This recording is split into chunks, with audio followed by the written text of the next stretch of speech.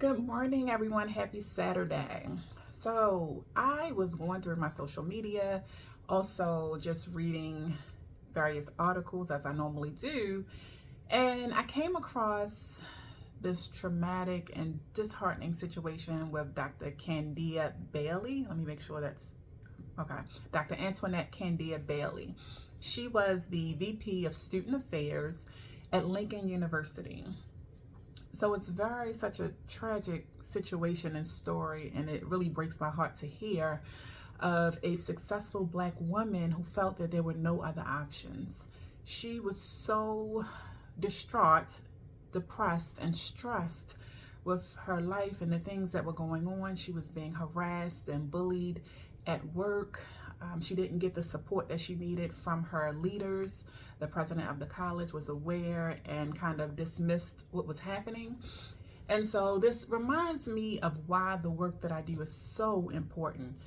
Because one, mental health and wellness. As most of you know, I call myself the self-care advocate because I am advocating for self-care. There are so many people, especially since the pandemic, that have not receive the help that they need. There are so many people that are not prioritizing self-care and wellness and wholeness and just being the best self that they can be. And so my work is so important because self-care, while people think that it could be just pampering and luxury, no, it's so much more. It's about your mental health. It's about your wellness, your physical health, your emotional stability, your spirituality, your finances. It's a whole 360 experience about yourself. And so self-care is important. This is another situation where self-care, therapy, mental health, just checking in and ensuring whenever you get those feelings or thoughts that something isn't right, you're unhappy, you're depressed, you're stressed, therapy is not a bad thing. Therapy is needed. Self-care is needed. Once you realize that you don't feel like yourself, before it gets to the point where you need therapy, how about you start pouring into yourself? You start exercising. You start, if you pray or you're religious, you start praying. If you need to talk to someone, therapy is absolutely a great option. And so I just wanted to come on here really brief this morning to say, please take the time in 2024 to invest in yourself. It's so important. I can't stress it enough. It's really important to take the time to pour into yourself, because guess what? You cannot help anyone else if you're not pouring into yourself.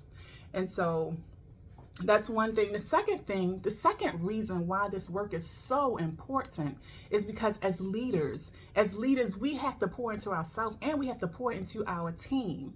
And so I always talk about servant leadership, but I found an article that was even more interesting to talk about empathetic leadership. So I think I'm going to use that term a little more often about empathetic leadership. Are you showing empathy to your employees? Are you being vulnerable with them? Are you finding out what their needs are? Are you checking in on them mentally to see where they are? If they need help with something, if they need therapy, are you giving them the resources that are available to them through your employer? And so as leaders, it is our job to support our team, our employees. It is our job to make sure that we are catering to the needs of our team so that they can do the work, so that they can be productive, but also more importantly, so that they can be healthy. It's not always about the work. Leadership is about leading others, and you want to lead them so that they can be productive, so they can be healthy. And aside from that, if you're taking a stance of self-care for yourself, it should be automatic that you are making sure that your team is also making self-care a priority. You want to make sure that they are setting boundaries, that they are pouring into themselves, that they're not overworking themselves. You want to make sure that they're getting professional development. You want to make sure that they are doing all the things that they need to help them to be a well-rounded person. Because don't you want great employees for your team? If you want to pour into yourself and make sure that you're doing well, you have to do the same for your team. So let's try to be empathetic leaders. Let's try to make sure that our team is good as well as we are, because one, you can't pour out of an empty cup. So if you're overworking yourself and you're not taking the time for yourself, how can you care about anyone else and make sure that your team is doing the best thing? So I just wanted to jump on here really quick and just say I'm praying for the family of Dr. Candia-Bailey, and I just hope that you all in 2024 really, really take self-care and make it your priority. In whatever way, there's so many ways that you can care for yourself. There's so many ways that you can show self-love. Again, you know, you have spiritual, you have emotional, you have physical, you have financial, you have professional. There are so many ways that you can show love to yourself and just pour into yourself to make sure that you're re-energized and you're ready and renewed for the next day, for the next week, for the next month, for even the next year.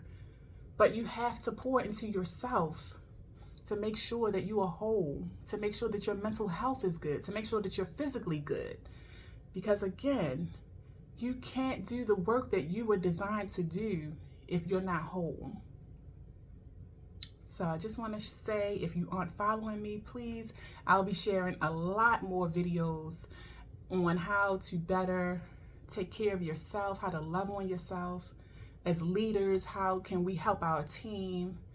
How can we serve our team? How can we support our team? And I just want you to know that I'm your self-care advocate and I'm here for you. Have a great and amazing Saturday.